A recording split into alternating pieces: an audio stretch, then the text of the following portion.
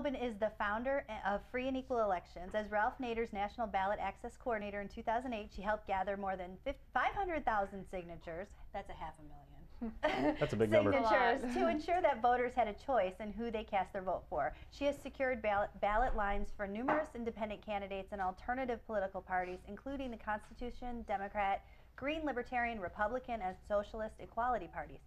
Christina is also CEO of Free and Equal, Inc.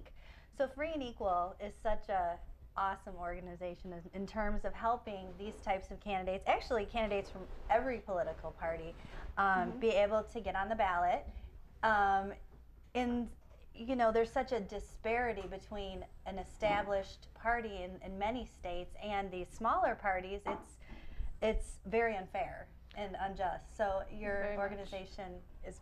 Tell us what your organization does in a nutshell. Well, we are much bigger than Ballot Access now. We are the leading organization. We'll move forward to unite the left-right movement for electoral reform. We're for opening up the ballots. Essentially, we want to put our petitioning business out of business.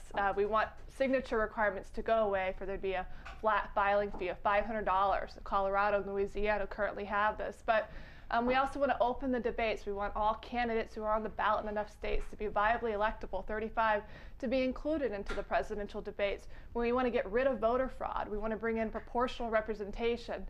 And the way we're going to do this is by, well, we need to have the people run for office across the political spectrum. You know, we saw, and to get to that point, we saw this year I mean, this is so fresh in our minds. The Republican primary early on. Now, let's go to Gary Johnson, for example. A guy that was a pretty outstanding governor of the state of New Mexico, long history. And then you had, for example, Rick Santorum, a senator of Pennsylvania, one term, that was basically tossed out at the end of that. Now, they were on the ballot, but Gary got no attention from the media. He got, even though his credentials were higher. So it's fascinating, even past the ballot access point, how much resistance there are to different voices within the political spectrum. And you're talking about open, and we love that idea, open it up, let the voices be heard. But even past the voting block is the media. Is there anything that you're working on in that area to try to bring that more equality? Absolutely. Recently I've been traveling across the country. In the last few months I've been in, well, 10 different states, county by county, hitting the major counties, holding press conferences. And in these press conferences, I'm educating the press about the need for electoral reform. Candidates like Gary Johnson, he's endorsed free and equal elections. Ron Paul has endorsed free and equal elections. Ralph Nader has endorsed free and equal elections. All these candidates have dealt with biased media, not always being included in the debates, being blocked, voter fraud, misconstrued, being the spoiler, Ralph Nader. All these men have utmost integrity, and Free and Equal's job is to unite people across the spectrum for a movement in Chicago, which we'll be launching in the upcoming months, uniting from Occupy Wall Street, the grassroots movement, to the Tea Party, the grassroots movement, to the independent organizations for electoral reform. The key is flooding people for the 2012, definitely 14 congressional races. If we can break through Congress, we can break through anything and everything. Yeah. Now, as we see in instances in Iowa, Nevada, and Maine, things seem kind of sketchy. I mean, what's your take on the presence of voter fraud in the current electoral system? Voter fraud is out of control. We have it everywhere in the United States. What Free and Equal Elections will do, it's the hub to build up organizations like these, organizations across the spectrum that are truly for the people, and we will be uniting the experts not only within the United States but internationally to address the problems with voter fraud that is. And it's going to be these election reform conferences that are going to unite these experts to discuss how can we fix these problems. So it's a big problem and it needs to be fixed. Where do you see it happening? In what form do you see it happen the most? You know, I saw something online once that showed on YouTube where the memory card that's put in, it's already pre-programmed, and no matter what happens, it just.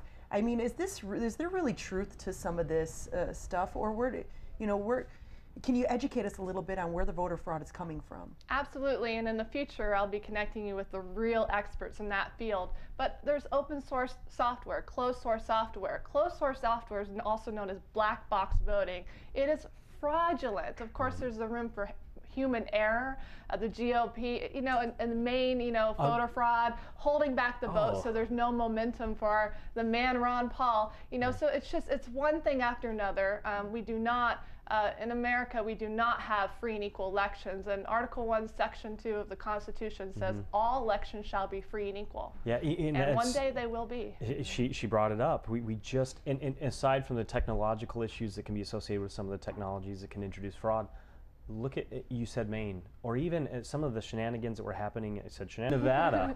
I mean, there was a lot, there was certain things that they were excluding certain groups that weren't of a certain religious background into some of the caucus in Nevada. I mean, it was clear, and there was video of this happening.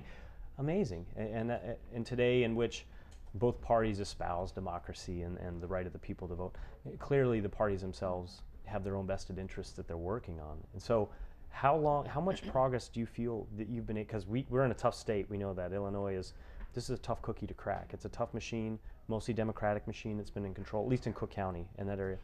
How much progress have you made, and how do you guys feel that you've been able to really kind of get that nut to open up a little bit?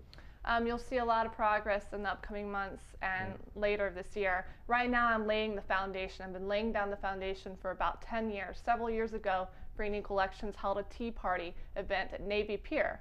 Gary Franchi was a speaker there. And we also had the former national campaign manager for Ralph Nader. We had a Green Party candidate. We had Libertarians. We had Republicans, Constitution Party. We had Ralph Nader endorse that Tea Party movement several years ago. So we can expect after the primary a movement of leaders, whether they're Ron Paul, Ralph Nader, Gary Johnson, to come together. They're seeing a system that doesn't currently work.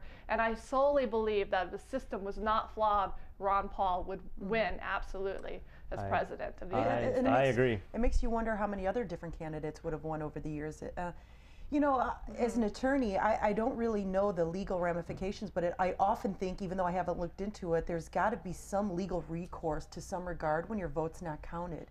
You know, and have you, in your course of, you know, trying to find resolution for this, found where there's, you know, any of that kind of legal recourse that either states or local municipalities can take to kind of fight a broken system where they do see that there's some fraud going on? Well, that is an option. However, I don't think it's the best recourse. Our judicial system is rotten to the core currently. And so what we need to do is we need to flood people to take over Congress.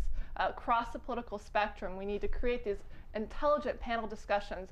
I believe from the independent left to the independent right, not controlled by corporate money, union money. I think those independent candidates movements, essentially by uniting, can take back our government, and the system can be cleaned up. So the judicial system currently is flawed, so we need to run for office and essentially judicial those offices as well. I want to jump on something you just said that we talked about earlier, because you mentioned the unions, and there's a lot of hullabaloo.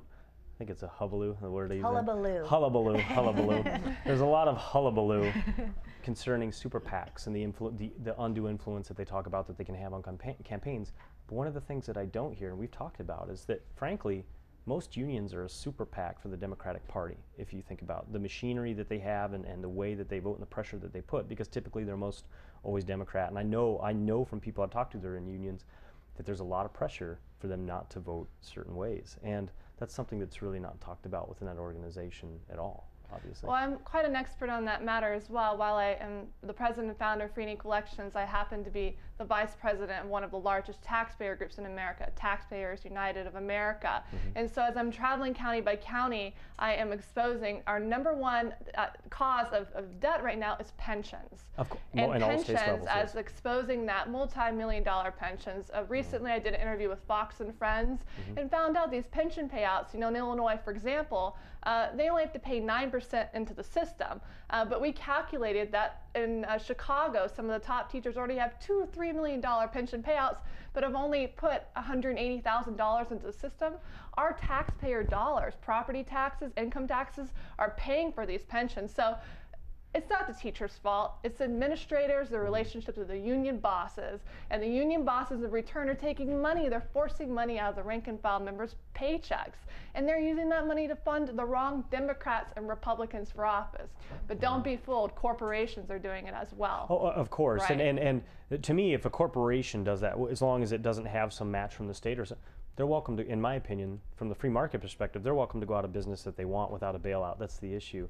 Whereas if it's a county or a state level, the taxpayers are we're on the hook to pay for those issues. But as far as a business is concerned, if they wish to have bad business practices and go out and pay for something they can't pay for, it's fine as long as there's not a bailout. But it's a little bit, I think, a different story when it becomes public. And it works paid. against all taxpayers, middle class, left, right. And what we need to do is we need to list, and Free and Equal Elections will list every single candidate running for Congress in 2012. And we will list the money that they're getting. People can decide, whether they're incumbent or not, which candidate really suits them. Parties don't work under the current system. Your website is going to be a great tool for people to use to find out information about just what you talked about. You invested just a lot of money, a lot of resources in building up that website, and you want to talk to us a little bit about what is the website? We want to make sure to let everybody know. freeandequal.org. Thank you. Our new website, Free and Equal, freeandequal.org, launches hopefully in the next couple weeks. And what we'll be doing there is not only listing every single candidate starting off with the 2012 congressional races, but every single candidate. We have caucus leaders lined up from every state, from the chair of the Progressive Party of Washington to former band member of 98 Degrees out in Ohio, Justin Jeffrey, to just random libertarian chair leaders in different states. And we're going to have those individuals who I know personally trust and monitor those pages. But it will list every candidate running for office. It will have organizations, all of the parties, grassroots movements, Tea Parties, the grassroots left and right listed, and for the people to use that as a resource. Educational tools, opening the debates. We'll be hosting, sponsoring debates across the United States, additional presidential debates, of course. In 2008, we hosted a presidential debate between Ralph Nader, independent, left, and Constitution Party Chuck Baldwin. It aired on C-SPAN at the Mayflower in D.C. It aired on C-SPAN live. It was the #1 political archived video of the season for C-SPAN 2. People want to see opening the debates. They don't want voter fraud. They want their vote to count. And we're going to need to implement real reform. Now, do you guys have a Facebook page people could like? Do you have something set up for that, or do you Twitter or tweet? Or? Absolutely, freeandequal.org. And our resources, the amount of what's coming in the last couple weeks, emails from different countries I'm getting, from Costa Rica to Puerto Rico, all around the United States. We're trying to fix our problem first, but we're coming there. Give us a little time. Puerto Rico. Yeah, Puerto Rico. It's interesting that you brought up Puerto Rico. They're a territory. Well, yeah, but they cannot vote in our elections. Right. Do you see? I think there's been some, in the past, a little bit of concern about that among Puerto Ricans. Do you see anything happening with that, going forward? Well, I don't know as much about that yet. I have been in Costa Rica. I've sat at the presidential house with the vice president of Costa Rica, Alfio Piva, and I've learned a lot about how the Obama administration and election I'm very passionate about, but I'm also learning a lot about war. Why are we really in war? Those are the sort of things Free and Equal is going to address. Monsanto, GMO. Why do we have this? Oh, we'll talk about that all night long. We'll do that till the cow. We've been here 9 hours. We'll do 9 more on that. I have to ask you because NDAA, SOPA. Of course. Who made this happen? It was Congress who signed it January 1st. Shame on Obama. Well, New Year's Eve. Yeah, and ultimately, I do have to say this though, and I truly believe that it's easy for us to beat up on Congress, which now has a single-digit approval rating. It hovers in the teens and single digit. That's how bad it is.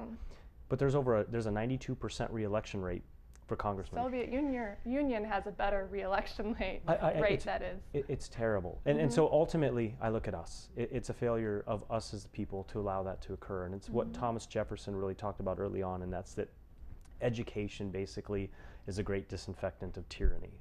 And we've kind of slipped from that. And I love organizations like you that are trying to get people active, giving people choices and let them know, because it's always that slow process. We talked about this earlier. It's a slow process of one little bill getting passed, and you do that over decades, and suddenly you're at where we're at now.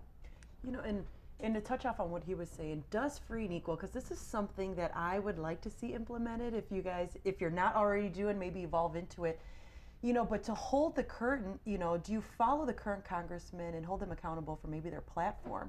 And as part of the movement say, these are the individuals that have steered from, because it seems like you said that you follow each candidate maybe and or what have you, but and you're trying to implement those that would, stand for a very free and equal electoral system. But, is there any component of what you guys are doing that kind of keeps check over the ones that are in office? Well, I think it's up to the people to determine who should be in office and who shouldn't. Do they want to run? We'll be there to show them how to run, how to get on the ballot. You know, should we do a debate? This is how you do it in your area.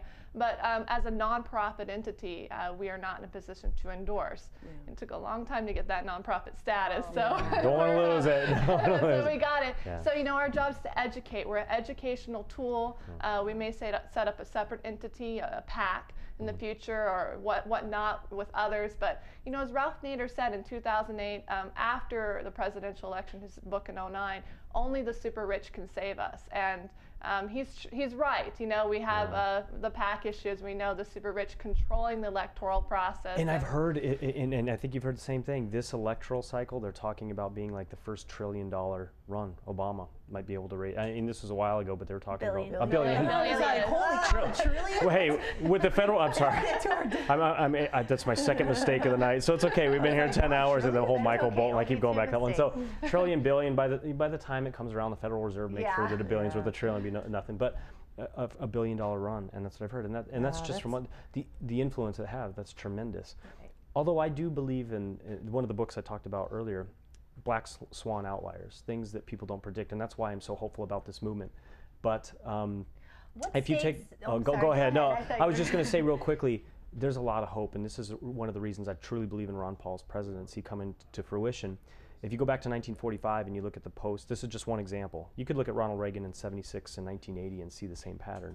But in 1945, at the conclusion of the war, Churchill had a 90+% approval rating. We won the war, Britain won, they suffered terribly, and then they won. He was a hero. 3 months later, there was an election and he lost. That could have never been predicted. Those are those outliers you don't predict.